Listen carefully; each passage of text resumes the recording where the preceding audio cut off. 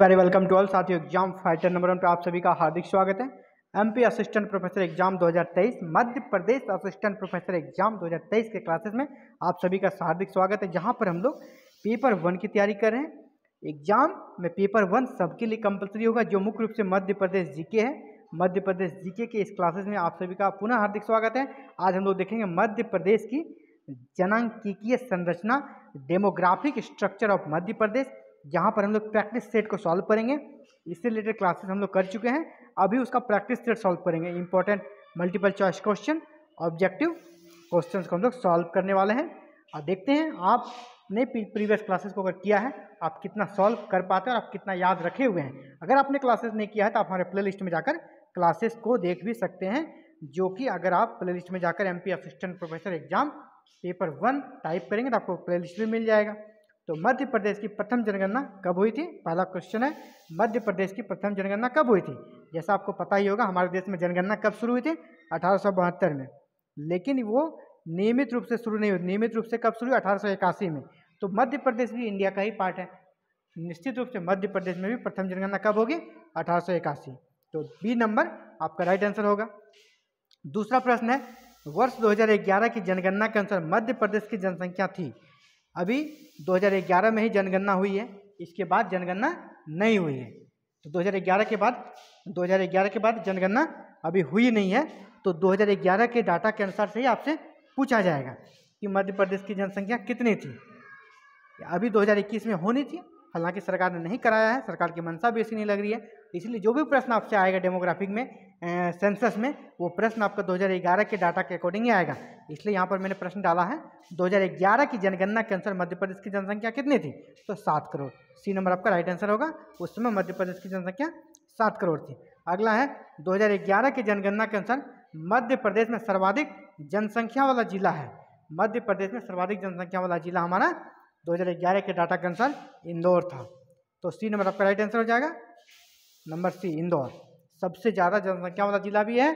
और बड़ी अच्छी बात यह है साथियों कि ज़्यादा आबादी है फिर भी वेल मेंटेन शहर है, और स्वच्छता पुरस्कार में हर बार रैंकिंग 1 मिल रहा है इंदौर को। तो ये बहुत ही सीखने वाली बात है, बहुत अच्छी बात है। और सबसे ज़्यादा जनसंख्या हमारा मध्य प्रदेश का है। वर्तमान में भी उसी को मानेंगे, क्योंकि इसके बाद का डाटा फिलहाल है नहीं। मध्य प्रदेश का जनसंख्या घनत्व कितना है? तो जैसा आपको पता है, जनसंख्या घनत्व क्या होता है? प्रति वर्ग किलोमीटर में कितने लोग निवास करते हैं, उसे जनसंख्या घनत्व कहा जाता है। तो जनसंख्या घनत्व कितना है? ए नंबर 382, 282, 336 या 236।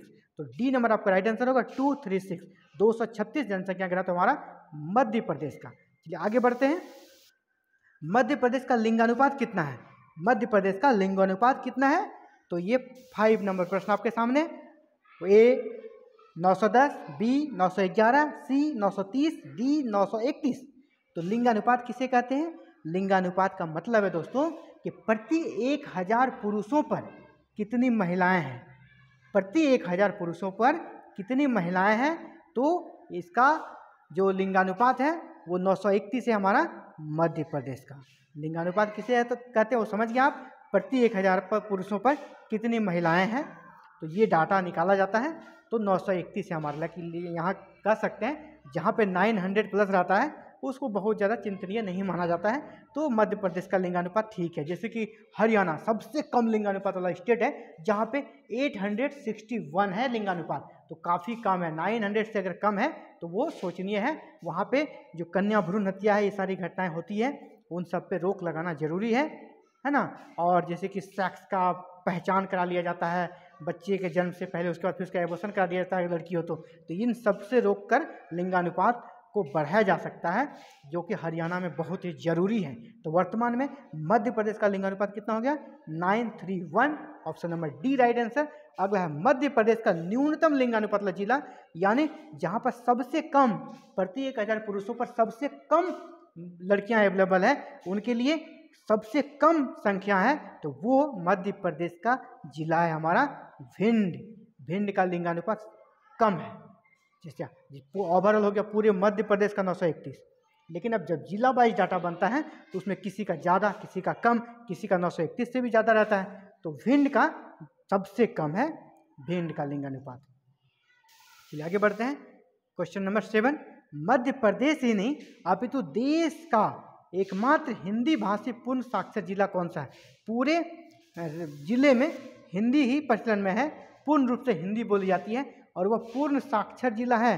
100% साक्षरता है, वहाँ पर साक्षर लोग रहते हैं। तो ये हमारा कौन सा जिला है मध्य प्रदेश का? Narsinghpur, D number. अगला है मध्य प्रदेश की साक्षरता दर कितनी है? ये डाटा 2011 के अकॉर्डिंग है, तो बार बार कर रहा हूँ 2011 के अकॉर्डिंग ये डाटा है और आपको आंसर भी 2011 के अकॉर्डिंग ही करनी है क्योंकि इसके बाद का सेंसस हुआ ही नहीं है। तो मध्य प्रदेश की साक्षरता दर कितनी है? आपका बी नंबर राइट आंसर होगा 69.32%। 69.32%। चलिए आगे बढ़ते हैं। 2011 की जनगणना के अनुसार मध्य प्रदेश का सर्वाधिक नगरीकृत जिला यानी सबसे ज़्यादा जो शहर है किस जिले में है? तो वो हमारा हो जाएगा भोपाल, इंदौर, जबलपुर या ग्वालियर। तो भोपाल।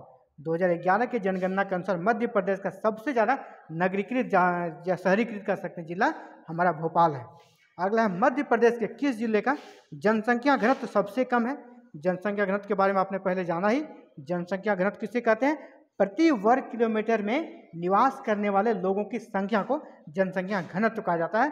तो मध्य प्रदेश का जनसंख्या घनत्व हम लोगों ने देखा पहले। अब है कि यहाँ पूछ रहा है मध्य प्रदेश के किस जिले का जनसंख्या घनत्व सबसे कम है? सबसे कम लोग प्रति वर्ग किलोमीटर में सबसे कम लोग किस जिले में निवास करते हैं? तो वो जिला है हमारा झाबुआ, डिंडोरी, मंडला, शहडोल। तो B number Dindori right answer होगा बी।